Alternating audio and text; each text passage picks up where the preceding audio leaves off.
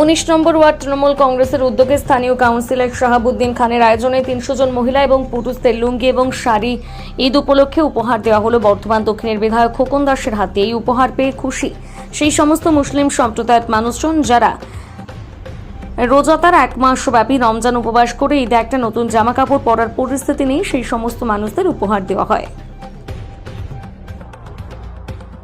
19 নম্বর ওয়ার্ডের কাউন্সিলর আজকে কাল বাদে পরশুই আমাদের খুশির ঈদ।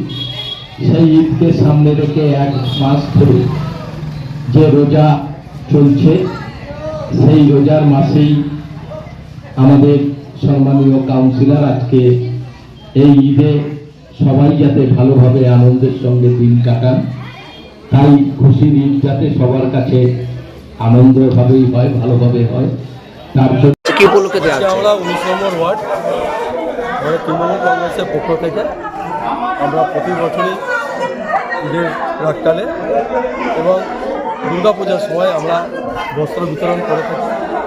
এই খুশি ঈদে আজকে আমরা বিজেপি ওয়ার্ডে মানুষের হাতে আজকে বস্ত্র তুলে দিলাম।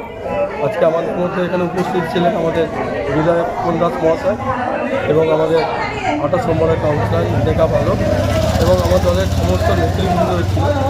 আমরা মানুষের কাছে বার্তা দিলাম যে এই 1 মাস মানুষ রমজানে রোজা রেখেছে, বিভিন্ন জায়গায় ইফতার মজলিস হচ্ছে, সকলে যাতে একত্রিত হয়ে বাংলায় যাতে শান্তি শৃঙ্খলা বজায় থাকে, সর্বধর্মের মানুষদের সাথে মিলে মিশে এই উৎসব পালন করতে হবে। এখানের মধ্যে যে ভ্রাতৃত্ব বোধ এখন অভাব দেখা দিচ্ছে সেটা কিন্তু আজকে আমাদেরকেই দূর করতে হবে। আমরা চাই যে সমস্ত সম্প্রদায়ের মানুষ একে অপরের পরিপূরক হোক এবং শান্তির সাথে যাতে প্রত্যেকটা মানুষ বসবাস করতে পারে সেই চিন্তা নিয়ে মানুষকে এগিয়ে যেতে হবে। আজকে আমার বর্ধমান যদি মানুষ ভালো থাকে তাহলে বাংলার মানুষ ভালো থাকে, বাংলার মানুষ ভালো থাকে ভারতবর্ষের মানুষ ভালো থাকে। পুরো ধর্মীয় ভেদাভেদ সৃষ্টি করা যাবে না।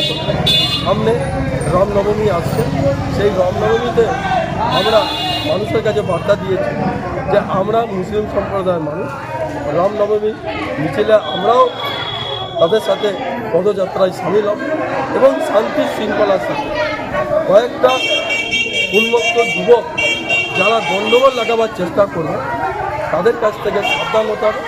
পুলিশ প্রশাসন তার দায়িত্ব যেমন পালন করছে, আমরা জনপ্রতিনিধি সেই দায়িত্ব পালন করে প্রত্যেকটা মানুষের পাশে যাতে আমরা থাকতে পারি সেটাই আমরা চেষ্টা করি। শুধু এবং আমার সাংবাদিক বন্ধুরা যারা এই খবরগুলো পরিবেশন করছে আজকে তাদেরকে আমরা বলবো যে আপনার নিরপেক্ষ খবরই পরিবেশন করেন। আপনাদেরও দায়িত্ব হচ্ছে যে মানুষকে সচেতন করা, মানুষ যাতে একত্রিত হয়ে সবাই শান্তির সাথে প্রত্যেকটা উৎসব পালন করে। আপনারা যেমন সহযোগিতার হাত সব জায়গায় বাড়িয়ে দেন, সাংবাদিক বন্ধুরা আপনারা এই উদ্যোগটা নিলে আমরা